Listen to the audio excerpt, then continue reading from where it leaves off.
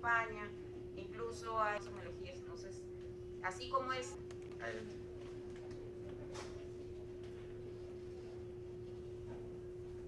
¿Ahí me escuchan? Sí. ¿Qué tal? Buenos días. Primero agradecer el poder estar acá. Mi nombre es Nayeli Flores, soy de Hiperderecho desde hace un poquito tiempo, así que estoy muy contenta de poder estar en esta oportunidad aquí con ustedes. Voy a empezar agradeciendo a la señora Elba por su fortaleza y su valentía de estar acá. Para mí nunca fue fácil decir que me habían violentado cuando la primera vez que me dieron la mano. Mucho menos debe ser fácil estar usted acá y poder contarnos lo que le está sucediendo. Así que muchas gracias por toda su valentía. Conozco muy bien a Paremos, juntos hemos hecho diferentes actividades con algún colectivo. Soy consciente absolutamente de todo lo que se está conversando el día de hoy, sobre todo porque hace un mes más o menos una persona que estaba dentro de Ni Una Menos nos escribe a contarnos el caso de Morbocombi, ¿no? Que es un caso muy, muy especial, donde hombres se reunían en un foro a dar pistas en las rutas que tomaban, donde podían encontrar a mujeres para poder violentarlas de distintas maneras. Entonces ahí viene una gran pregunta, ¿no? ¿Qué se puede hacer? ¿Qué ley nos puede amparar? ¿Qué podemos hacer nosotros? Porque a veces sentimos que en Internet está algo ahí como medio que abstracto y cómo podemos controlarlo, qué podemos hacer. Nos pudimos reunir con un grupo que se había formado de Una Menos, nos comentaron que habían tenido contacto con el administrador de la página donde estaba el foro. Por nuestra parte también pudimos escribirle directamente a la empresa que tenía el dominio, por así decirlo, y el otro día se le dio de baja la página.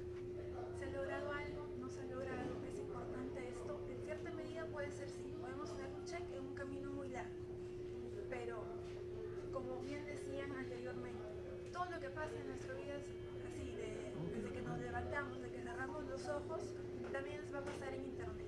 Así que no porque bajemos algo o eliminemos algo, es que ya hayamos logrado realmente algo, ¿no? Entonces, no podemos quedarnos con una cosa sencilla. Muy aparte, como parte del trabajo de Hiperderecho, me fui a la comisaría a preguntar, ¿no? ¿Qué pasa si es que yo estoy siendo víctima de acoso virtual? ¿Qué puedo hacer? ¿Cuáles son mis recomendaciones? Lamentablemente, y de repente es porque no está muy claro aún y algo que podría mejorarse, me dieron distintas soluciones. Entonces me puse a pensar, si yo como víctima que estuviera recibiendo este tipo de mensajes, ¿qué cosa realmente tengo que hacer? ¿A qué realmente le dedico mi tiempo, mi esfuerzo y mi economía en ir, dejar de hacer cosas, dejar de trabajar y hacer algo que sea efectivo realmente? Entonces creo que también tenemos que enfocarnos en todos los actores que puedan estar trabajando, digamos, en estas temáticas. No dejar ni un hilo suelto, porque si dejamos un hilo suelto, es ahí donde vamos a perder por más que hayamos avanzado en algún lado. Yo pienso que bueno, este es desde mi punto un poco más social. De todas maneras, de repente al final por ahí podemos hablar de un tema ya algo más legal, que yo en eso no soy la experta, pero por ahí ya le damos vida a alguien más. Era eso, gracias. Muchas gracias. Adelante, por favor. Muy buenos días. Vengo en representación de la Defensoría del Pueblo. En primer lugar, agradecer la invitación y felicitar esta iniciativa. Creo que es muy importante que se creen espacios en los que podamos debatir sobre las diferentes formas de violencia de género que enfrentamos las mujeres de todos los grupos etarios, ¿cierto? Las niñas, las adolescentes, las mujeres jóvenes, las adultas mayores, etc. En segundo lugar, quisiera mencionar que la Defensoría del Pueblo, como ustedes saben, tiene la función de promover y proteger los derechos humanos de las personas y en particular supervisa la actuación del Estado y en qué medida el Estado está cumpliendo sus funciones de protección de los derechos de las personas y dentro de su estructura cuenta con una adjuntía para los derechos de la mujer a la que pertenecemos quienes estamos en la Defensoría, también. Como parte de nuestras funciones es también promover normas, ¿cierto?, que pudieran proteger los derechos de las mujeres, y creo que en esta, analizando someramente esta situación de ciberbullying o de acoso virtual de las mujeres, una primera constatación es que no está normado, ¿no? Y por lo tanto debiéramos hacer esfuerzo o por incluirlo en una norma que ya está vigente o en generar una norma especial. Nos permitimos recomendar también que procesalmente tal vez se pueda incluir como una medida autosatisfactiva, que es similar a una medida cautelar, sin que tenga que solicitarse como parte de un proceso, ¿no? Es una medida autónoma, no está normada todavía en nuestro país, pero creo que vale la pena analizarlo. Y lo otro es que también como medida de protección dentro de la ley de prevención de la violencia contra las mujeres y los integrantes del grupo familiar, también se puede solicitar, pero claro, en un contexto de violencia familiar, ¿no? Física, psicológica, pero en un contexto de violencia familiar. Entonces puede tomarse también como posibilidad la de modificar, incluir, no creo que en esa ley, pero sí de repente en la ley de acoso callejero, en fin, incluirla como una medida, ¿no? Posiblemente. Bueno, queríamos aportar estas ideas que quizás puedan ser analizadas en reuniones posteriores. Gracias. Genial, muchísimas gracias. Sí, adelante. Mi nombre es Carlota Ochoa, vengo de la Dirección de Fortalecimiento de las Familias del Ministerio de la Mujer y Poblaciones Vulnerables. Primero, conforme indicaron hace un rato, felicitar la valentía de la señora Emma Mondragón. Quisiéramos saber quién la está apoyando del Ministerio de la Mujer, porque el congresista dijo que vamos a hacer de que este apoyo, se fortalezca más. Acá estoy con la representante del despacho viceministerial de la Mujer. Quisiéramos saber en primer término quién la está apoyando, nos dé el nombre para de inmediato, regresando al ministerio, conversar si es necesario con la viceministra de la Mujer para ver en qué está esto, ¿no? Porque estamos hablando digamos, del Poder Judicial, un poco intervenir con el juez, con el fiscal, y definitivamente es importante coordinar eso el día de hoy. Punto 2, el Ministerio de la Mujer y Poblaciones Vulnerables, dentro de su ente rector, está viniendo siempre en el caso del acoso virtual, hay mucha difusión al respecto, pero conforme ya han indicado todos y cada uno de los intervinientes, es importante incluir esta como un delito, tipificarlo como un delito dentro de nuestra normativa sustantiva penal y dentro de la adjetiva como un proceso. No sé si incluirlo de repente dentro de las medidas cautelares, digamos, dentro de la norma de protección de la agresión intrafamiliar, o de repente en crear un nuevo procedimiento, ¿no? Efectivamente somos conscientes de que actualmente el Internet es una fuerza muy potente, que no solamente está entrando al mundo infantil de adolescencia, sino también al mundo del adulto. Por ejemplo, tenemos el caso que no solamente ahora está, digamos, convocando, invitando al suicidio a niñas, a mujeres, adolescentes, el caso de la ballena azul, ¿no? Esa es la fuerza digamos, del Internet. Pero como ya hablaron de algunas legislaciones que sí sancionan esto, por ejemplo, tenemos que el creador, un ruso, un adolescente ruso, ya ha sido detenido por las autoridades, ¿no? Entonces nosotros debemos de enfrentarnos, ir directamente a la sanción de los responsables. Mecanismos, bueno, para eso estamos aquí, tenemos que idear mecanismos para la identificación, para la captura, también crear mecanismos más idóneos para la prevención. Salir a campo, hacer labores de difusión y también de identificación de las posibles personas que puedan a futuro cometer, ahora ya podríamos, entre comillas, estos delitos, ¿no? Cometer estos delitos. Muchas gracias. Adelante.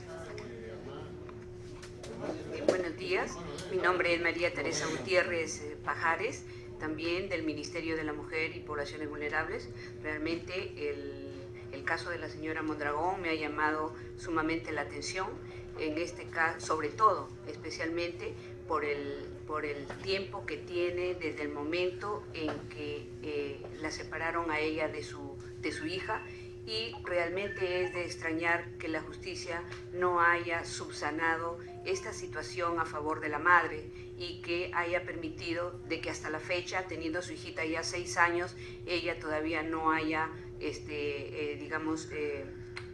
no ha podido, digamos, obtener alguna sentencia favorable en este sentido, si es que realmente han intervenido judicialmente, ¿no? Como ya lo ha manifestado anteriormente,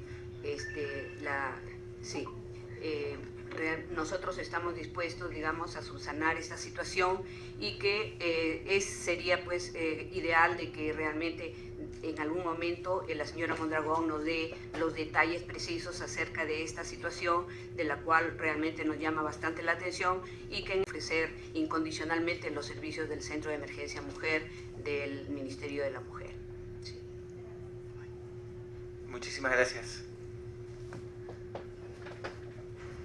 Sí, adelante, por favor. Hola, Eva Machado, del Paro Internacional de Mujeres. Bueno, estoy completamente de acuerdo con todas las cosas que se han planteado con las compañeras.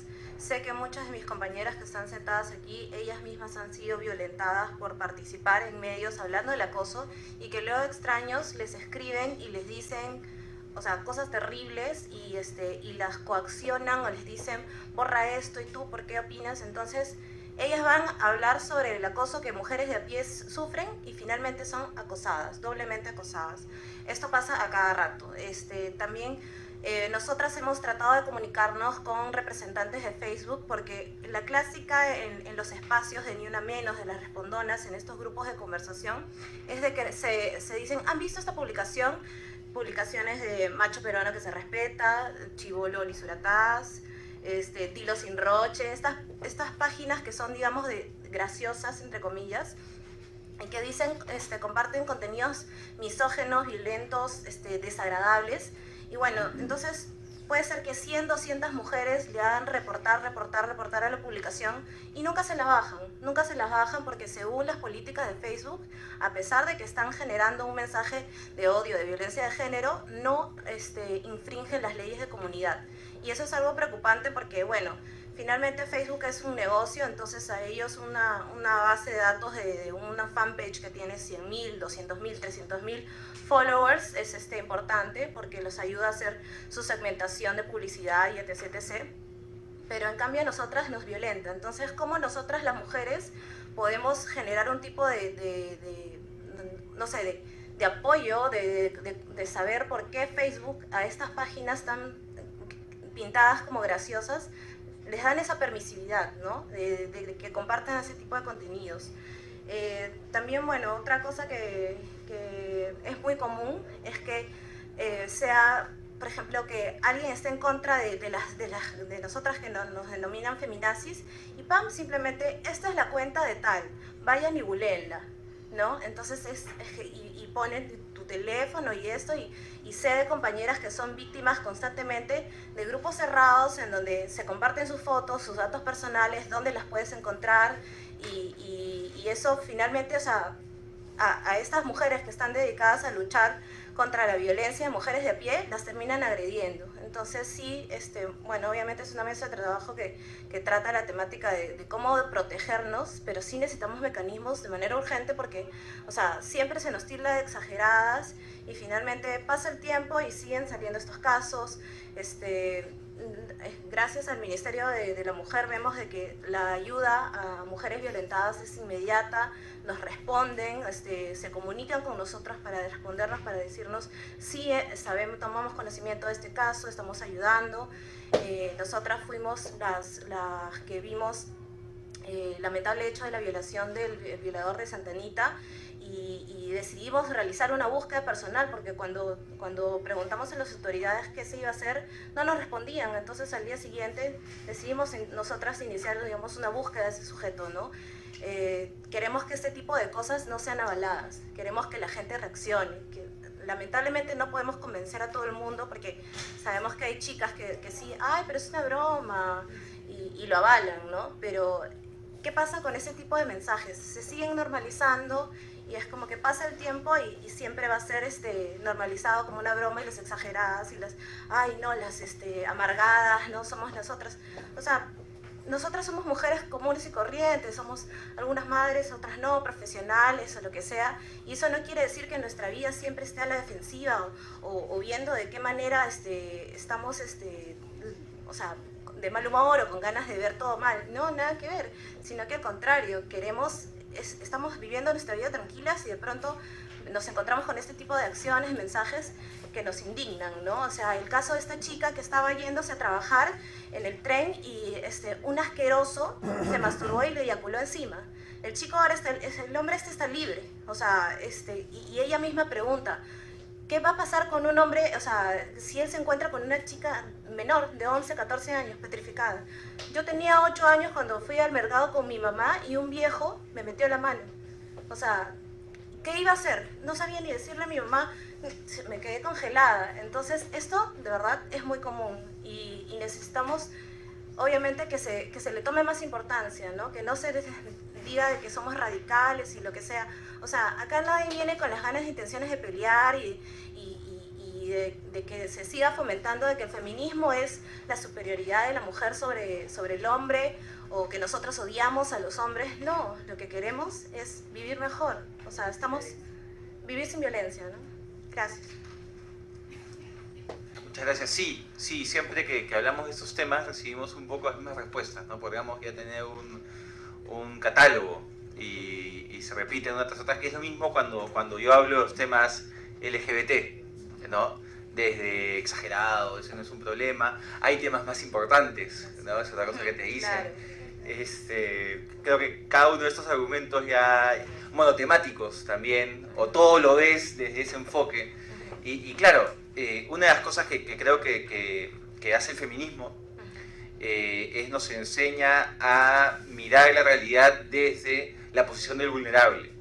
Siendo ese vulnerable una mujer, siendo ese vulnerable una persona afro, siendo ese vulnerable un chico gay, y creo que ahí radica el principal valor del feminismo en nuestra sociedad. Lo que yo quisiera es, por favor, que los que quieran seguir participando lo puedan hacer, y ahí soltar una pregunta para ver qué ideas salen respecto a las siguientes acciones que podemos tomar. Antes de darte uso de la palabra, quiero darles el saludo de la congresista Indira Wilca, que es la presidenta de la Comisión de la Mujer, que le invité, pero lamentablemente hoy día está en el sur, en una actividad que ya tenía programada, pero sin duda se nos va a unir en las siguientes mesas que tengamos. Adelante, por favor. Bueno, buenos días. Mi nombre es Claudia Ferela Félix Pacheco, soy abogada de la Dirección General de Política Criminal y Penitenciaria del Ministerio de Justicia y Derechos Humanos.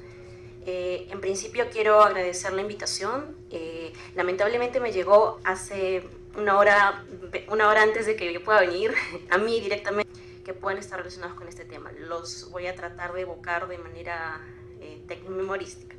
Y bueno, y va por ahí un poco el aporte que quisiera dar. En principio, bueno, al igual que quienes se han pronunciado por el tema, saludar a la persona, a la mujer que tenemos a nuestro costado, a mi costado en principio, por la fortaleza que tiene. Yo creo que sí, efectivamente, si es que el Ministerio de la Mujer y Poblaciones Vulnerables, creo definitivamente que le toca una labor importante para apoyar este caso, y de considerarse necesario, es evidente la necesidad de articular con el Ministerio Público una acción urgente, con el Poder Judicial, quien esté viendo su caso, y si fuese necesario el apoyo de la defensa pública, en nuestro caso estamos dispuestos a apoyar también. Podemos coordinar una acción en conjunto, no creo que es urgente. Bueno, como segundo punto, decía yo que vengo en representación de la Dirección General de Política Criminal y Penitenciaria, que es una dirección, un órgano de línea del MINJUS, en el que manejamos, impulsamos políticas públicas de prevención, en muchos casos, Por ejemplo, impulsamos una política de tratamiento y de prevención y tratamiento frente a los para los adolescentes en conflicto con la ley penal. No sé si han escuchado hablar de la política Puedo. También tenemos una política frente a la trata de personas, tenemos una política frente a los delitos patrimoniales. En muchos de estos casos, en los 3 primeros, hablamos de ejes de prevención. En otros casos, como la política penitenciaria, hablamos ya de ejes de tratamiento o de reinserción social. Nosotros hemos trabajado desde la Dirección General de Política Criminal y Penitenciaria, que a su vez es la Secretaría Técnica de un Consejo Nacional de Política Criminal. El año pasado se impulsó la revisión del proyecto de nuevo Código Penal que venía manejando la Comisión de Justicia y Derechos Humanos a cargo del congresista Salvador Heresi.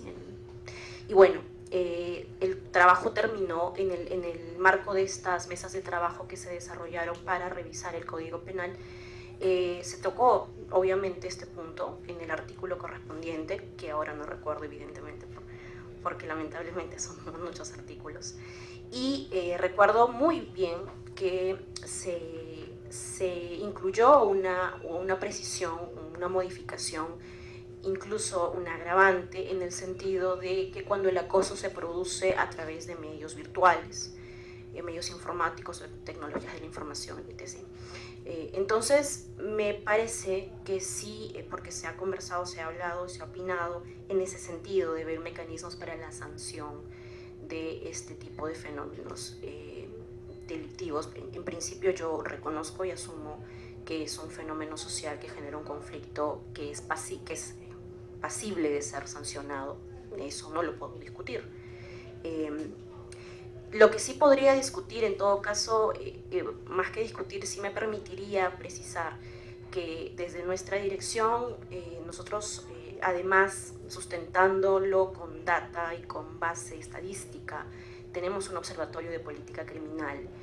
Sabemos y hemos evidenciado a través de diversos documentos de trabajo, muchos de ellos van a ser presentados próximamente, que la elevación o el incremento de penas no tiene ningún efecto disuasivo en la sociedad, y eso creo que es evidente para muchos de nosotros, ¿no? Entonces, y pasa por ejemplo con el feminicidio. Se ha elaborado un documento que va a salir esta semana, me parece se va a presentar esta semana, y yo estaba revisando ayer esa información de que desde que se ha visibilizado, que fue un paso importante, reconocible, el feminicidio en el Código Penal, la data no ha hecho más que aumentar, las cifras no han hecho más que aumentar respecto de la cantidad de mujeres que día a día mueren en nuestro país por este fenómeno delictivo. Entonces, yo me permitiría cuestionar, me permitiría advertir que no pensemos solo en la sanción como una posibilidad para hacer frente a este fenómeno. Creo que todas somos conscientes, digo todas porque somos un público mayoritariamente femenino, perdón. Creo que todas aquí somos todas aquí somos conscientes de eso. Nos ha tocado verlo, por lo que entiendo, en el ámbito en que cada una se desempeña. Entonces, sí me permitiría, en cambio, sugerir o proponer alguna actividad a nivel de prevención. Yo el día de ayer estuve participando en la campaña frente a la trata de personas, se llama Yo le pongo cero a la trata, en un colegio en Comas. Muy interesante cómo este hecho que hasta hace poco no era muy abordado, no era muy difundido, y estamos viendo que efectivamente se están dando muchos casos de trata de personas en nuestro país. Acercar a la ciudadanía, acercar a los jóvenes, a las niñas, a los niños, este tipo de realidades problemáticas es interesante, y ver una estrategia de llegar a ellos, porque no es lo mismo que yo, una abogada de 30 años, vaya y le diga a una niña cómo tiene que reaccionar, a que vaya, por ejemplo, un artista que ellas con la que ellos se identifican, ¿no? Es por ejemplo una estrategia de difusión de medios que se maneja también en la dirección. Entonces, yo me permitiría sugerir actividades a nivel de prevención que creo son mucho más importantes en este fenómeno, que creo todavía puede ser levantado o puede manejarse o se puede hacer frente desde esa arista, sin dejar de lado, y lo planteé en primer lugar porque es la labor que nos toca también en mí particularmente, en mi trabajo, ¿no? El tema de la sanción. Es un fenómeno efectivamente que cuando ya se produce hay que ver cómo se sanciona a la persona que lo ha hecho, y nos ha estado circulando las imágenes de las cosas que tiene que ver la señora. Es realmente preocupante y también es preocupante, es alarmante y es detestable lo que se ve en el tema del acoso callejero y el acoso específicamente virtual. Entonces, yo me permitiría sugerir a nivel de la sanción, a nivel de este aspecto de sanción o represión, que se pueda manejar la propuesta del Código Penal que se va a impulsar. Entiendo yo que la Comisión de Justicia y Derechos Humanos del Congreso de la República está realizando gestiones para reimpulsar la mesa de trabajo en Congreso, porque la etapa de revisión a nivel de CONAPOC se cerró y nosotros enviamos el 13 de enero de este año un informe con las recomendaciones y sugerencias del CONAPOC, no es más que un conjunto de instituciones articuladas interinstitucionalmente para revisar este código. Participaron representantes del Ministerio Público, del Poder Judicial, de las universidades, de diversas instituciones especialistas técnicamente en el tema del Código Penal. Entonces sí me permitiría de pronto rescatar esa propuesta y ver, creo yo, que ese es el espacio ideal, en lugar de generar normas independientes y hacerle más cambios al Código Penal. De verdad que son 500 modificaciones el que tiene el Código Penal a la fecha, son demasiadas. Lo otro que sí me parece rescatable también es el tema, no sé si tampoco lo he podido revisar bien, la ley de violencia contra la mujer tiene una posibilidad de incluirlo como una medida de protección, sería interesante también. Bueno, básicamente esa era mi intervención. Muchas gracias. Entiendo la preocupación respecto a esta cosa que tenemos un código penal y empieza a convertirse en una especie de monstruo desproporcional y tal, y que la mirada penal siempre tiene que ser una mirada sistemática, pero mi temor es en estos temas que son tan difíciles de visibilizar y tan difíciles, no sé por qué, que muchos de mis colegas entiendan la importancia, si se introduce dentro de la reforma del Código Penal en su integridad. Uno, no sé bien cuándo se va a discutir, porque creo que a nivel del Congreso, ustedes han hecho un estupendo trabajo, pero a nivel del Congreso veo el tema un poco verde. Dos, la posibilidad que en una de estas revisiones, como que el tema salga y nadie se dé cuenta, es alta. Y tres, creo que parte del valor de incluir esto como norma, como proyecto de ley autónomo, no es solo el resultado final, que es la ley vigente, sino el proceso en el cual se produce todo un debate y una discusión pública que tal vez, si está dentro del Código Penal, se pierde un poco. O sea, por ejemplo, el tema de acoso callejero, hubo muchos medios de comunicación con todos enfoques. Yo sé que había muchos enfoques que eran los equivocados, pero el tema estaba. Si es dentro de una cosa más grande, tal vez se pierde un poco, porque claro, al mismo tiempo se va a discutir la pena de los terroristas y se va a discutir temas que mediáticamente pueden ser más atractivos para los medios de comunicación. Simplemente una idea al aire, pero entiendo perfectamente de dónde viene tu comentario, porque también como abogado a veces me frustra un poco cómo se trata el Código Penal y en general la normativa con sanciones penales. Fátima, Sí, justo en la misma línea de lo que comentaba el congresista de la UNDE, y yo también soy abogada y mi corazoncito de abogada me dice, ordenemos la casa, ¿para qué crear más normas, más desorden? Pero mi corazoncito de activista me dice, ¿cuándo se va a tocar el tema de las modificaciones del Código Penal en el Congreso?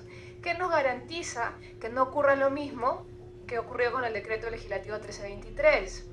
Que yo también soy partidaria de las políticas de prevención, por eso la nueva currícula escolar me parecía un porcentaje enorme de solución a este tipo de problemas, pero miren todos los problemas que eso ha acarreado. Entonces sí, por un lado yo digo, y estoy convencida de que elevar las sanciones no es la solución a este tipo de problemas, convencidísima. Sin embargo, hay que dar una protección legal de un lado y lamentablemente yo creo que muchos compañeros aquí vemos que la respuesta que hay a este tipo de iniciativas es más bien de retroceso en vez de avance. de pues, grupos conservadores que lo que hacen es tratar de invisibilizar este tipo de problemas, sin quitar la importancia a la labor de prevención que se tiene que dar totalmente. Lo que sí quiero dejar sentado es para la discusión que yo considero que el enfoque en la prevención, por favor procuremos que sea un enfoque de respetemos hombres, respeten a las mujeres, mujeres a los hombres, respetemos a la población LGTBI, y no un enfoque de tú, mujer, bloquea, configura tus medidas de seguridad, bloquéalas completamente porque tienes que cuidarte en todo momento, en todo contexto de estas. Sal a la calle vestida de esta manera, no te expongas. En ese sentido, hay mucha gente que ve las políticas de prevención en ese sentido. Si alguien te habla, bloquéalo al instante, que bueno, es una decisión personal, pero no tiene que ser la solución por parte del colectivo agredido en este caso. En eso pienso cuando hablo cuando hablamos de medidas de prevención, y cuando es una medida legislativa, yo sí creo que hay casos importantes en lo que merece una visibilidad de una norma específica. Y para terminar, algo que se mencionó, creo que Eva de Paro Internacional de Mujeres habló de la empresa privada, el caso de Facebook. Yo creo que es también muy importante que en estas estrategias que discutamos se incorpore a la empresa privada. Un diálogo de alto nivel con Facebook, que entiendo que otros países ya han iniciado, en la que se establezcan mecanismos de cooperación para responder a este tipo de casos. Uno. Segundo, hay empresas privadas en el Perú que se han visto involucradas en problemas de acoso y violencia de género por sus trabajadores. Y hay que ver qué respuesta están dando estas empresas. Hemos visto, ahorita nomás Telefónica, bueno, Movistar tenía en su página un servicio de valor agregado en los celulares de chistes machistas. Manda un SMS chistes machistas. Y mandas a las amigas feministas para generar su ira. Entonces, ¿qué mecanismos podemos generar con la empresa privada para resolver ese tipo de problemas? De servicios que estén dando o de trabajadores que estén realizando. Tenemos el caso ya reportado de, por ejemplo, los taxistas de aplicación, no voy a mencionar empresas, pero taxistas de aplicación que en grupos de WhatsApp se mandan los contactos, direcciones de mujeres que toman ese servicio, ¿no? Con ahí un comentario del tipo, esta chica está rica, la puedes encontrar acá. Entonces, ¿qué mecanismos de diálogo tenemos con esas empresas para que tomen medidas correctivas rápidas ante este tipo de situaciones? Entonces yo creo que es algo que tenemos que tener en cuenta en las estrategias que elaboremos.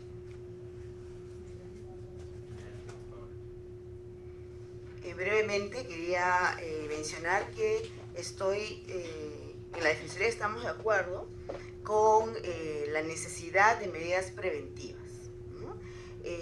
Creo que es importantísimo que se haga a todo nivel. La currícula, por supuesto, es un mecanismo importante. Bueno, sabemos todas las resistencias y los ataques que ha recibido, pero se puede hacer también a nivel de las universidades, institutos, centros de trabajo. Para eso tendremos que verificar, ¿no?, en qué medida todos los sectores del poder ejecutivo están comprometiéndose con el plan contra la violencia y en qué medida se están incorporando ese tipo de acciones de prevención. Sin embargo, creo que es necesario que se establezca una sanción, ¿no? No sé si penal, económica, pero debe haber una sanción. Creo que tiene un efecto simbólico importante. Creo que el solo hecho de que se incluya como un delito, ¿cierto?, aunque efectivamente no tenga un efecto disuasivo como el que nos gustaría, tiene sí un impacto simbólico en toda la sociedad. Le está diciendo, este acto o este tipo de actos no está permitido. Este tipo de actos vulnera los derechos de las personas, y en especial de las mujeres, ¿no? Y creo que sí vale la pena que lo analicemos y que en su medida incorporemos, ya sea en el Código Penal o en una norma especial. Sin embargo, luego de esta reflexión, sí me gustaría insistir en que es necesario incorporar un procedimiento rápido, ¿no?, como el de las medidas autosatisfactivas. Creo que es importante incorporarlas Lamentablemente no se incorporó en la ley de violencia contra la mujer e integrantes de la familia, solo aparece como una medida cautelar, pero entre ellas hay una que tiene que ver con impedimento de comunicaciones vía chat, redes sociales, dentro del contexto de la violencia familiar. Creo que sí, las medidas autosatisfactivas debieran ser un mecanismo urgente, ¿cierto? Es un mecanismo para casos de urgencia, ¿no? En la que el juez dicta inmediatamente la medida autosatisfactiva, que en este caso podría ser impedimento de, ¿no? Y creo que sí debería verse la posibilidad de incluirlo en el Código Penal, si esto es posible, ¿no? Gracias. Muchas gracias. Sí, y luego... Sí, solo para estar en la misma línea que mis compañeras anteriores, coincido que, digamos, una legislación sancionadora necesita un complemento que es la legislación de prevención, ¿no? Tenemos el caso, por ejemplo, de la ley contra el acoso callejero, que establece, si no una sanción que los gobiernos locales, digamos, regulen y establezcan sanciones específicas. Y por otro lado, también de manera complementaria y casi indispensable, ¿no? También establece la obligación de las mismas autoridades de crear programas de capacitación para sus operadores, ¿no? Para las personas que reciben las denuncias, por ejemplo, serenazgos, etcétera, ¿no? Entonces, es necesario que las dos legislaciones se hacen de la mano, que existan mecanismos tanto preventivos como de sanción, porque si tenemos solamente uno, digamos, ese no va a ser efectivo, ¿no? Tenemos también, por ejemplo, el caso de la ley o la legislación en materia de hostigamiento sexual en los centros de trabajo, donde existe una sanción clara para los trabajadores, por ejemplo, que incurren en esos actos, pero a la vez también existen obligaciones para el propio empleador de establecer programas de capacitación, de difundir, de establecer incluso una política interna, ¿no?, sobre esta materia. Entonces creo que no podemos desligar ambas disposiciones, ¿no? Creo que es bien importante que es clarísimo que todos coincidimos, que es muy importante crear políticas públicas, tanto en educación, en salud también incluso, en justicia, ¿no? Porque la violencia de género es un problema estructural que involucra a muchos sectores del Estado, pero a su vez también es urgente por un tema de visibilidad y por un tema también de tutela urgente, que este problema también tenga una sanción, ¿no? Solo eso. ¿Qué tal? No, está bien, está bien. No. Adelante. Bueno, de todos los aportes de las personas que me han antecedido, estaríamos hablando de una norma especial. Una norma especial en que se incluya, digamos, la competencia y responsabilidades de cada uno de los funcionarios, de los actores que van a intervenir en el proceso. Fiscal, juez, policía, para que no le digan, como en el caso del violador en la discoteca, ¿no?, que tuvieron que ubicarlo porque la policía le dijo, bueno, ¿quién lo va a hacer? Entonces en la norma tiene que establecer cuál es tu función, qué es lo que tienes que hacer en cuanto venga la víctima, ¿no? Entonces, estableciendo todos y cada una de las responsabilidades, es como un manual de procedimientos, una ley que establezca todos y cada uno de los pasos a seguir una vez, tanto para la víctima como para la autoridad que en un inicio va a recibir la denuncia, qué es lo que tiene que hacer, qué es lo que no tiene que hacer. Esa es una... Y por supuesto, las acciones de prevención que son tan importantes, ¿no? En esa línea, antes de darte esa palabra, Alejandra, voy a aprovechar para hacer cherry de un proyecto de ley que hemos presentado con el congresista Bruce, la congresista Glave y la congresista Wilca, que es el de lucha contra crímenes de odio y discriminación. El enfoque desde el decreto legislativo 1323, que en paz descanse, era el de simplemente cambiar en el Código Penal el artículo de discriminación y el artículo de agravante de discriminación. Y lo que hemos buscado en este nuevo proyecto de ley es ir más allá, que creo que tal vez debería ser la tónica de lo que pensemos se puede hacer desde el ámbito legislativo. No solo se modifica el Código Penal, sino se señala, por ejemplo, un artículo sobre capacitación a operadores de justicia y a la comunidad jurídica en general, campañas informativas a la población, generación de información, Se señala, por ejemplo, el Poder Ejecutivo, particularmente a través del Ministerio de Justicia y Derechos Humanos y el Ministerio de Mujer y Poblaciones Vulnerables, realizarán estudios sobre la prevalencia, la violencia y la discriminación. El registro de crímenes por discriminación, eso se lo ponemos al Ministerio Público y al Poder Judicial. Entonces, y claro, este es un tema mucho más centrado en el de crímenes de odio. Pero acá creo que también se podría buscar esta cuestión de no solo centrarnos en la parte punitiva, que es importante, sino también de todo lo que tenemos que hacer en la parte de prevención. Creo que lo que faltaría es incluir a la empresa privada, ¿no? Y yo lo que quisiera en la próxima mesa es convocar, por ejemplo, a personas que trabajan en agencias digitales. Sé que acá hay algunos representantes con doble sombrero, pero que vengan a hablar exclusivamente desde la experiencia digital. También me gustaría contar con gente, por ejemplo, de medios de prensa digitales. No creo que hay una obligación de moderación de comentarios en páginas de noticias que no se está cumpliendo. Si quieren, entren a cualquier noticia en la cual yo hablo sobre el tema LGBT y vean los comentarios para mayores señas, ¿no? Y no hay una moderación, ¿no? Entonces, y en fin, hay una serie de empresas que tienen que comprarse este tema y que sería bueno incorporarlos también a estas discusiones. Alejandra, adelante. Bueno, muy buenas tardes, agradecer la invitación y este es un tema súper importante. Bueno, yo vengo del Ministerio de Justicia, tengo a cargo la Dirección General de Protección de Datos Personales. Yo considero que este es un problema bastante grande porque antes, si ya la violencia era un problema, ahora con los medios digitales es las 24 horas del día, los 7 días de la semana. Y creo que es un problema que no se puede atacar solo de una arista. Yo creo que tiene que haber un tipo penal. Creo que tiene que haber una concientización también a los operadores que te reciben la denuncia, porque puede ser que, bueno, les parezca que es una gracia o que no le tenga mayor importancia, entonces ahí hay un tema también. Pero también creo, y de repente algunas personas se van a poner que hay que prevenir. Digamos, por ejemplo, en el caso de la ballena azul, era un desconocido el que te pedía información y que te iba dando retos de acuerdo a la información que uno le daba dando a alguien que tú no sabías quién era, en este caso unos menores de edad. Entonces creo que también las personas tienen que poder conocer y saber cuáles son los riesgos de exponer su información, a quién se la deben exponer o a quiénes no y cómo cuidarla.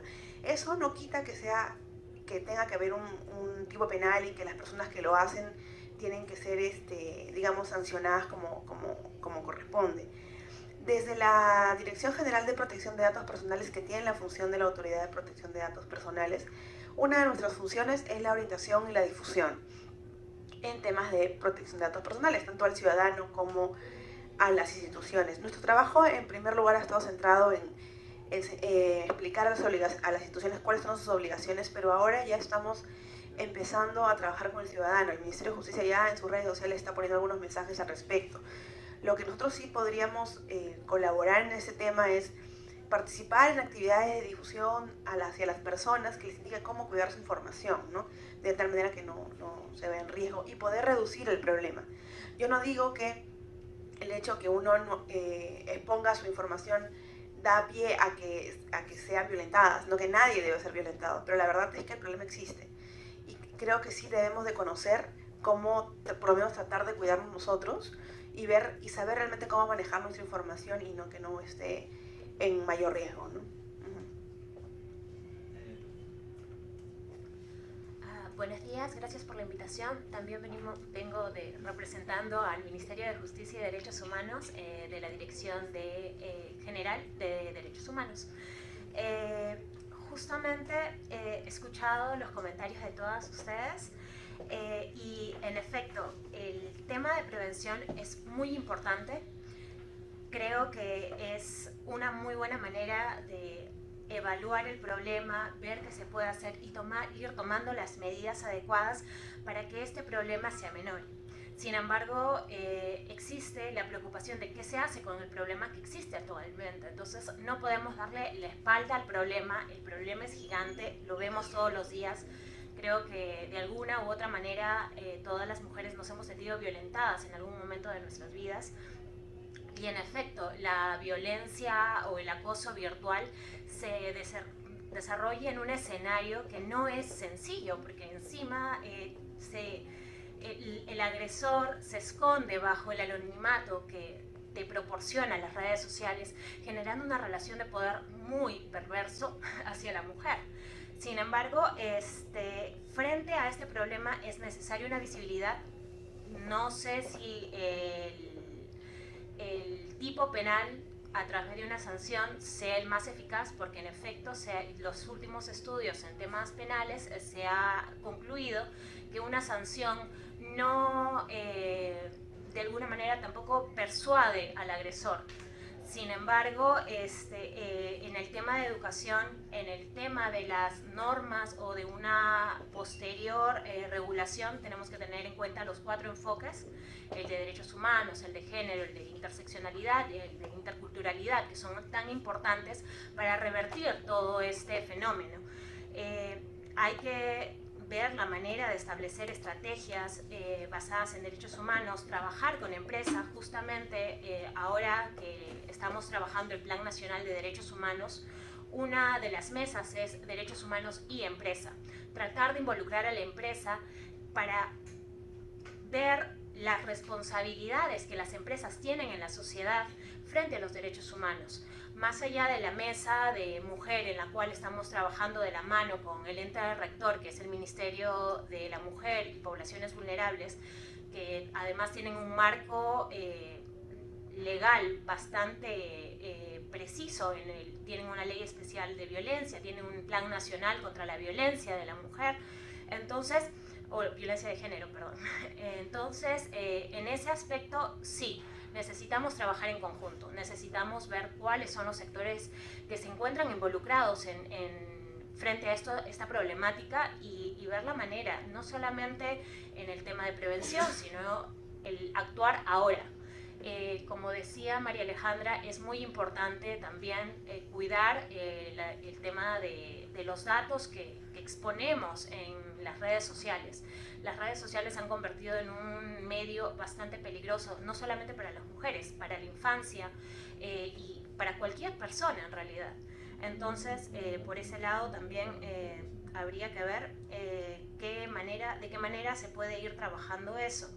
No sé hasta qué punto se puede ver la manera de incorporar dentro del ámbito de la eliminación de toda la violencia contra la mujer el tema de la violencia social, porque es un tipo de violencia social, incluso la violencia simbólica que existe en los medios, pero sí sería interesante ver de qué manera al momento de presentar el Plan Nacional de Derechos Humanos, junto con la sociedad civil vamos incorporando o vamos viendo hasta qué medidas se pueden ir tomando estas recomendaciones que han surgido, por ejemplo, en esta mesa.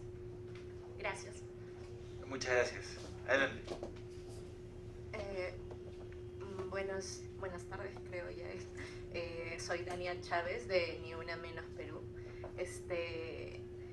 Sí, bueno, he recogido varias cosas que ya han mencionado mis compañeras y bueno, primero quería saludar la valentía de Elba. Yo también soy cajamarquina, entonces me choca de manera particular lo que estás pasando, ¿no? Bueno, trataremos de, no sé, por redes hacer presión para que tengas una respuesta concreta y rápida y urgente, ¿no? Porque es lo que necesitas.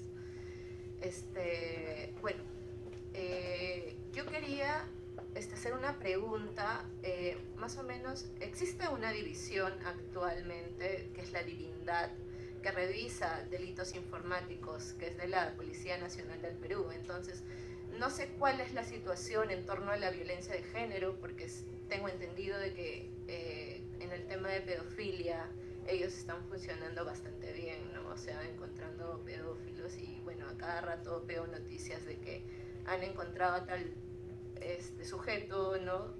Con pornografía infantil y bueno. También ver si es que hay conciencia de que la violencia de género se está gestando en redes sociales, ¿no? Porque muchas personas no lo toman de esa forma, ¿no? Como mencionaron algunas compañeras, también lo toman como a broma, si es que existe en redes sociales, como no es el mundo real, no nos afecta, ¿no? Entonces en redes sociales queda ahí, no importa. También sí hacer énfasis en que tenemos que incluir a todos los actores dentro de la prevención y también reeducar, ¿no?, a la sociedad, ¿no?, en torno a la violencia de género. Tal vez integrar al Ministerio de Cultura, al Ministerio de Educación, al Mininter también creo que es importante. También quisiera integrar esto, y bueno, Fátima lo mencionó anteriormente, invitar también a compañeras mujeres trans que de hecho sufren este tipo de acoso en línea por mucho. Entonces yo creo que es importante, ¿no?, también integrarlas a ellas. Bueno, esos serían los puntos que he recogido, y también, así como integrar a las empresas privadas, también ver cómo es que ellos se están comunicando a través de sus redes sociales, ¿no? No podemos hablar, creo, con medios sobre cómo moderan sus redes sociales si es que también en sus contenidos integran mensajes misóginos, machistas, sexistas, así como en la publicidad también. O sea, existe un gran mundo machista, lo sé, en publicidad porque trabajo en publicidad, soy comunicadora, expresamente en redes sociales, ¿no? Entonces, ¿cómo podemos integrar a ellos a este trabajo, a que se integren en este trabajo si es que difunden estos mensajes y normalizan, ¿no?, y hacen apología también a la violencia de género? Bueno, eso sería todo. Fátima, adelante. Sí, justo a raíz de tu intervención y lo que acaba de señalar Dania, pues se abre, y miren que se van abriendo temas, un enorme tema que es el de la publicidad sexista. Además de los contenidos sexistas en radio, televisión, medios tradicionales, portales. Publicidad sexista, aquí varias compañeras visibilizamos todo el tiempo publicidad sexista y nos dicen exageradas, feminazis, de lo peor, búsquense otra cosa que hacer y demás. Entonces, y es un problema inmenso. Yo enseño legislación publicitaria en algunas universidades y les puedo decir, a pesar de que el presidente del Consejo de Ministros Zavala en su discurso inaugural habló específicamente de la publicidad sexista y que se iba a hablar con todos los actores relacionados al tema, anunciantes, agencias y demás, para abordar el tema porque se identificó como uno de los puntales también de la violencia contra la mujer, no se ha hecho nada. No se ha hecho nada. Si vamos a revisar en Indecopi las denuncias que han habido contra publicidad sexista por ir en contra del principio de adecuación social, básicamente son de 100 denuncias, habrán 2 casos en los que se ha encontrado algún tipo de responsabilidad en las empresas anunciantes. Entonces ahí se abre una gama inmensa de temas donde, claro, es una medida preventiva evitar también que a través de publicidad y contenidos se normalice la violencia de género, se apelen a estereotipos sexistas nocivos que al final decantan en violencia real y la gente no percibe, cree que es algo que no hay que darle importancia. Y un anuncio que hable de la mujer cuyo entorno únicamente es la cocina, es al día siguiente un feminicidio porque no le calentaron la comida al esposo. Entonces hay que ser conscientes de la implicancia real que tiene este tipo de situación. Muchas gracias. Antes de darte uso de la palabra, se ha unido a la mesa Beatriz Ramírez. Ella es asesora de la Concejalía Wilca, como les comenté. Indira está ahora por el sur, en Cañete. Mandar saludos, no puede estar acá, pero Beatriz sí está aquí y tiene un mensaje que darnos. Gracias, Alberto. Buenos días a todas. Yo quería comentarles un poco cuál es lo que hemos venido haciendo desde el despacho de Indira y por qué también nuestro interés de acompañar este espacio. Con el despacho de Indira nosotros hemos tomado como línea prioritaria de acción el cumplimiento de la ley 30364, que se dio en noviembre del 2015 para todos los casos de violencia contra las mujeres e integrantes del grupo familiar. ¿Por qué remarco eso? Porque nosotras sí consideramos que en este nuevo cambio que hubo de la ley, todos los casos de violencia contra las mujeres, no solo en el entorno público, perdón, no solo en el entorno privado, sino en el entorno público, entran en el marco del proceso especial que está allí regulado. Podemos señalar que es necesario que hayan algunas particularidades con lo cual nosotras coincidimos, pero tampoco se puede decir, como lamentablemente hemos ido viendo y comprobando en nuestras visitas a comisarías, que es otra cosa que les quiero comentar, que por ejemplo un caso de acoso por parte de un tercero en un espacio público no entra bajo los alcances de la ley, y eso es incorrecto, porque la ley cubre cualquier caso de violencia contra las mujeres, tanto en el espacio público como privado, además de la violencia entre integrantes del grupo familiar, ¿no? Entonces sí nos parece que es necesario, digamos, focalizar cómo este marco de la ley va generando algunas respuestas que lamentablemente vemos en muchos casos que no se han ido dando. Lo segundo que les comentaba es que nosotros hemos focalizado también nuestra atención en supervisión de ciertos servicios. Hemos hecho un informe de supervisión de comisarías que ustedes pueden encontrar en nuestra página web. Lo que hemos hecho es ir a medianoche, a 10 de la noche, 1 de la mañana, 10 de la mañana a las comisarías de forma aleatoria con una plantilla de supervisión que desarrollamos para mirar tanto en la sección familia como en la sección delitos, preguntarle a las y los policías si ciertos casos los atienden, cómo los atienden y demás. Y por ejemplo, una cosa que hemos visto es que cuando les preguntamos por los casos de acoso callejero, acoso en espacios públicos, que es una norma más bien reciente, ellos señalan, por ejemplo, que eso es atípico y que no se puede procesar, que esas denuncias no se registran, ¿no? Entonces, por ejemplo, nosotros consignamos, y a todos obviamente les explicamos que es un error, hemos mandado ya el informe al Ministerio del Interior, al Ministerio de la Mujer, a la Defensoría del Pueblo, para que, digamos, hemos hecho una serie de recomendaciones también, porque pensamos que se necesita una política estructural de cómo las y los operadores de justicia responden a estos casos. Como ustedes varias han dicho, el tema pasa por lo normativo y sin duda alguna, de hecho trabajaremos como muchas iniciativas como la que ha mencionado Alberto, la de Crímenes de Hoy es una iniciativa que armamos básicamente dentro de nuestros despachos y sin duda alguna tenemos mucho por trabajar ahí en común. Podemos trabajar una normativa sobre el tema de acoso. Acoso en general es un tema que nosotros habíamos venido mirando también. Acoso por parte de terceras personas fuera del marco familiar. Hemos recibido algunas denuncias también que han circulado en redes, por ejemplo, de periodistas a las que estas personas con cierta discapacidad mental las acosan, ¿no? Y sin que haya mecanismos de protección y la policía no responde efectivamente, no procesa. Entonces es una temática a la que hemos venido dándole vueltas. Pero a lo que voy es que sí creemos que es necesario enfatizar en algunos cambios en algunas entidades. Para nosotros la Policía Nacional del Perú es crítica, porque es el primer lugar a donde el 70% de las víctimas que piden ayuda va, y si la policía te dice que eso no se registra, que eso no vale la pena, probablemente ninguna norma va a funcionar, ¿no? Entonces creo que cuenten con nosotros también para poder no solo hacer la parte normativa, sino la parte de la incidencia. Nosotros hemos seguido con nuestras visitas de supervisión de comisarías. El plan para los 5 años es visitar 2 veces al menos todas las comisarías de todos los distritos de Lima. Hasta ahorita hemos cubierto Lima Sur, Lima Norte, Lima Este y Lima Centro a través de casi 15 establecimientos policiales.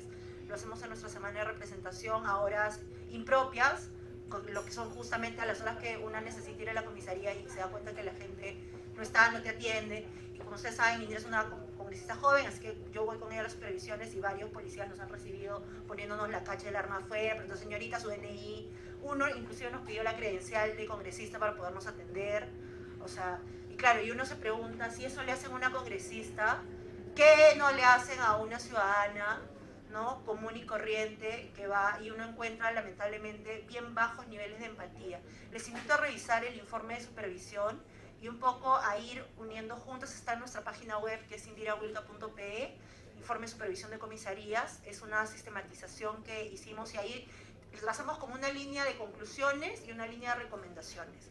Y ahí van a ver que, por ejemplo, hemos puesto que estos casos se los pelotea la policía.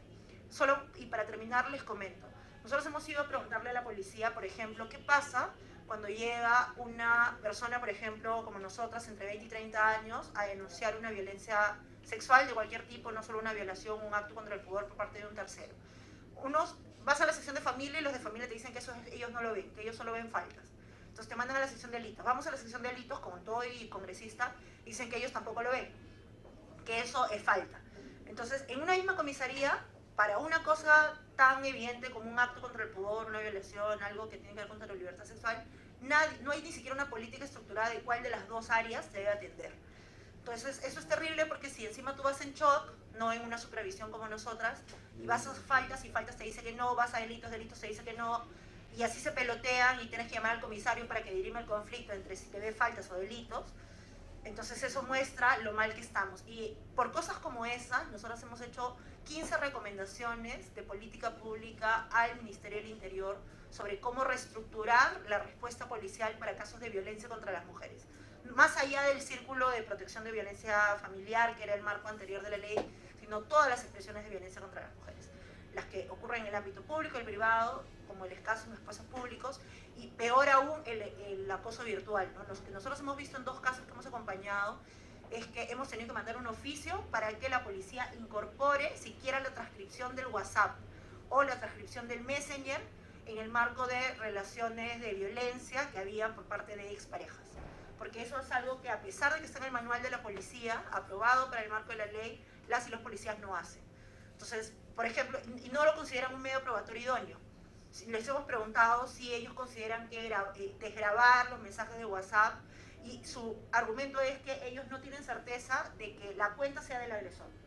Porque claro, como tú registras el nombre y el que sale es el nombre que está registrado en tu celular, no se dan siquiera la molestia de investigar si ese número pertenece a cierta persona. Entonces, de plano es como un medio probatorio que la policía por práctica considera inválido. Entonces hay como muchas cosas de detalle, de práctica cotidiana que hay como que modificar. Yo creo que la norma es importante y de hecho vamos a ir hacia ello junto con el despacho del congresista de la UNDE, pero sí creemos que hay que poner el dedo en la llaga en cómo los operadores responden, porque hasta que eso no cambie y no haya una política estructural de la Policía Nacional con capacitaciones a nivel nacional y con sanciones también, porque una vez que haya alguien sancionado, probablemente es que vamos a tener algunos cambios más reales. Entonces también cuenten para eso con nosotras. Muchas gracias. Muchísimas gracias, Beatriz. Y seguiremos trabajando más proyectos juntos. Sí. Pequeña acotación desde la perspectiva de la ley contra el acoso callejero, que es un poco nuestra temática, digamos. Esta ley, por ejemplo, establecía la obligación al Ministerio del Interior de emitir e implementar un protocolo de atención de las denuncias, ¿no? Que hasta ahora, hasta la fecha, no se ha implementado. Nosotros hemos hecho seguimiento y hasta ahora no hay nada. Sabemos que el Ministerio de la Mujer sí ha implementado un protocolo, por ejemplo, de seguimiento a las denuncias a través de sus centros de emergencia, ¿no? Entonces, por ejemplo, esa es una deficiencia que Beatriz muy bien decía. No puede estar la legislación, pero es necesario también que cada institución involucrada se comprometa y emita esos protocolos que son necesarios para su ejecución, ¿no? Porque el gran problema, más allá también de la legislación, es el tema de los operadores, ¿no? Importantísimo, tomo nota para comunicarme con el Ministerio del Interior y así es. A nosotros no nos responde. A ver si sirve de algo ser congresista oficialista y ver si podemos hacer presión, ¿no? Porque es un protocolo que es absolutamente fundamental. Sí, lo que yo quería comentar estaba más ligado al último comentario de Fátima sobre el tema de redes sociales y contenido de redes sociales específicamente, y también ligado con lo que acaban de decir, ¿no? De los operadores de justicia, ¿no? Porque a mí lo que me llama mucho la atención es de que en la página de la Policía Nacional se difunde un contenido muchas veces que desinforma a la población y que cae en machismo, es súper machista. O sea, hace un par de horas acaban de poner un meme. Bueno, en realidad tampoco no creo que tengan una estrategia de comunicación clara, así que yo creo que su estrategia es memes, ¿no? Entonces al publicar memes, su público objetivo pareciera ser personas incluso menores que nosotros, o sea, chicos de 20 años, no sé, no lo entiendo. Y pusieron un meme que hablaba sobre la violencia de la mujer hacia el hombre, y bueno, yo entiendo que deben haber casos muy puntuales sobre eso, pero vamos, están desinformando a la población totalmente, incluso utilizando términos machistas, llamando elfa a las mujeres, ¿no? Sí, ha salido hace 2 horas, de verdad. Entonces, eso me llama la atención, ¿no? Sí, claro, o sea, si Facebook es una cara súper importante de esta institución, ¿no? Y imagínense qué va a pasar cuando una chica vaya a denunciar algún tipo de acoso. Eso es lo que quería comentar, gracias. Bueno, sobre lo que dijo la representante de la Dirección General de Protección de Datos, me remito a lo que dijo Fátima. O sea, no solamente es una responsabilidad nuestra, sino también de la empresa privada, porque estos casos desde hace 2 o 3 años se está dando que las mujeres que optamos por no utilizar el transporte público, realmente que creo que somos privilegiadas, porque hacemos un esfuerzo para poder solventarlo. Finalmente no queremos ser violentadas en el transporte público, los micros, en los trenes, etc, pero subimos bueno, yo sí voy a decir nombres, al Uber, a Taxibit, y finalmente se dan casos todos los días de que les ponen un gas, que tienen que salir tiradas del carro, que las maltratan, que si ellas...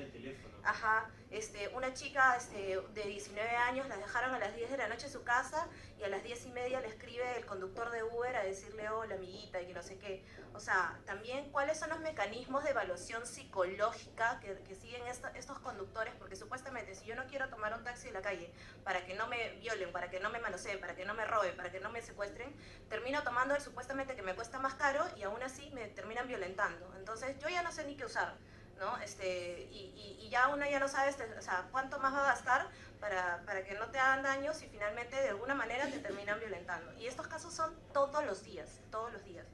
Otra cosa que quería comentar, lo mismo que dice Adriana sobre cómo lucho contra la violencia si la satirizo, ¿no? O sea, entiendo que con los memes y todo eso, ¿no? Pero realmente me parece que si bien pueden tener una buena intención, dentro de la institución hay mucha indolencia, como dijo la doctora Beatriz. Yo he ido a presentar una denuncia por maltrato psicológico y a mi lado había una señora con el ojo morado sangrando. Solamente a mí se me ocurrió ir y darle un vaso con agua mientras que pasaban los policías, o sea, y ella llegó después que yo.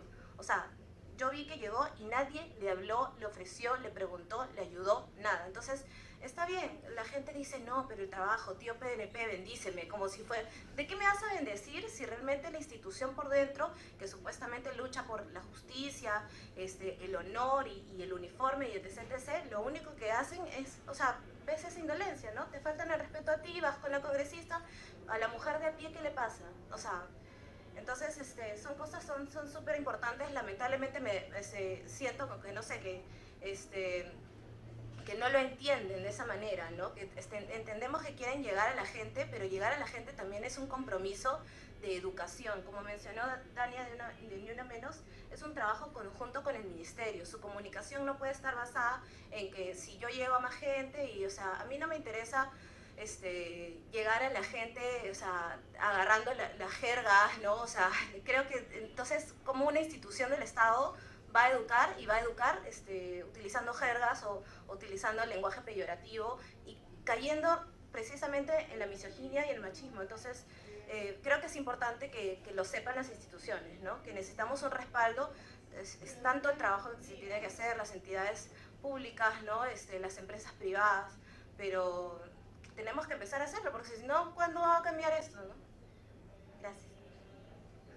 Una acotación simplemente a lo que decía Eva sobre las aplicaciones de taxi y que tiene que ver con cualquier servicio en el cual se incorporan datos personales de las personas, y en este caso hablemos específicamente de mujeres, poblaciones vulnerables. Y una invocación también a la Dirección de Protección de Datos Personales, que es, por favor, revisemos y fiscalicemos un poco, auditemos más que fiscalicemos el tratamiento de datos personales que hay en este tipo de aplicaciones, porque por ahí es donde está viniendo el acoso y las agresiones.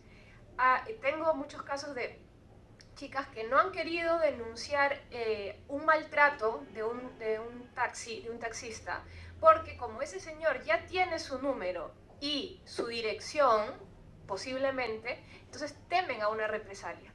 Entonces, ¿qué es lo que hemos discutido extraoficialmente con algunas compañeras?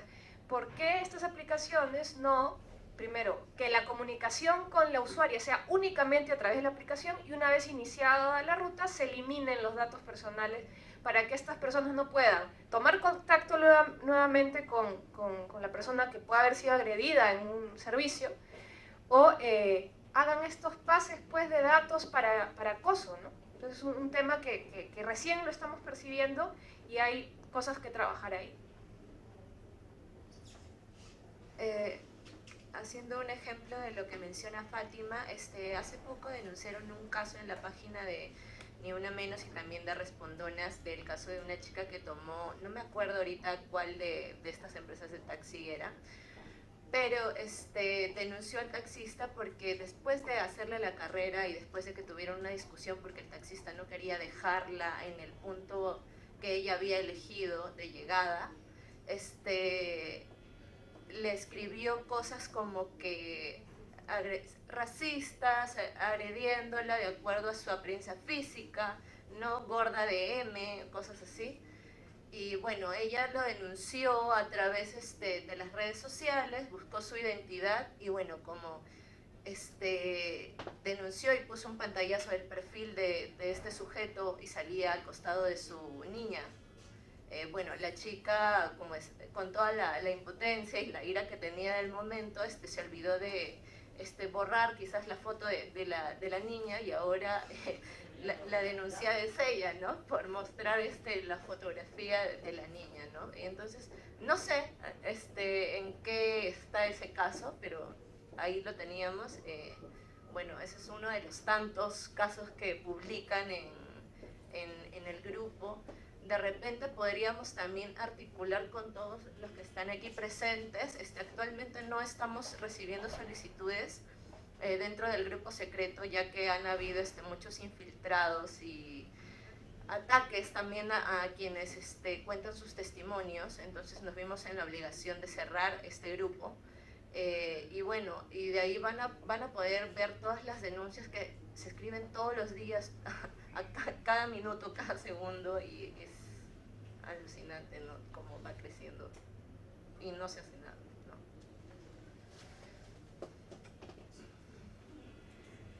Bueno, yo tomo nota de la denuncia que nos ha hecho Fátima, porque una de nuestras labores también es la fiscalización del tratamiento de datos, pero sí les pediría que si tienen esos casos nos los hagan llegar, cosa que nos da pie un poco más a entrar a fondo en la investigación, pero sí es un tema que vamos a tomar en cuenta. Yo les puedo dejar mi correo al final de la reunión. Muchísimas gracias. Yo lo que voy a hacer es, aprovechando que tengo todos los datos de contacto, tal vez hacer una pequeña base y compartirlas con todos ustedes para que podamos estar en contacto. Creo que la mesa ha sido muy productiva, primero para confirmar que efectivamente este es un tema, y un tema que merece un tratamiento mayor que el que está recibiendo ahora, que es una manera elegante de decir que no está siendo tocado de manera adecuada. Creo que hemos establecido que es un trabajo en varios frentes. No es un tema solo legislativo, penal, sino que hay que impulsar esto desde la mirada de las políticas públicas y también desde las iniciativas desde el sector privado. Y por eso a mí me gustaría, justo tenemos semana de representación en 2 semanas, o sea, no la que viene, sino la siguiente, y tal vez convocar una segunda mesa, y en esa segunda mesa incorporar a personas de medios de comunicación, incorporar a personas de agencias digitales y como ampliar el círculo, perdón, compañeras trans, incorporar la mirada desde la comunidad LGBT y seguir avanzando. Creo que podemos, después de esta segunda mesa, ya empezar a aterrizar en temas más concretos para que esto no quede aquí, sino que siga creciendo. Sí, creo que el Ministerio, queda clarísimo que el Ministerio del Interior tiene que estar acá, el Ministerio de Educación también. Creo que también sería interesante convocar al Ministerio de Cultura para la experiencia, lo que ellos ha sido la experiencia de alerta contra el racismo. Creo que es una buena práctica de la cual podríamos aprender mucho. También, también. Algún representante del Viceministerio de Comunicaciones creo que sería muy, muy positivo. Y nada, seguir construyendo, ¿no? Está el compromiso de mi despacho, está el compromiso del despacho de la congresista Wilka, y seguiremos avanzando en este tema. Muchísimas gracias por su tiempo y nada, continuamos trabajando. Buenas tardes con todos.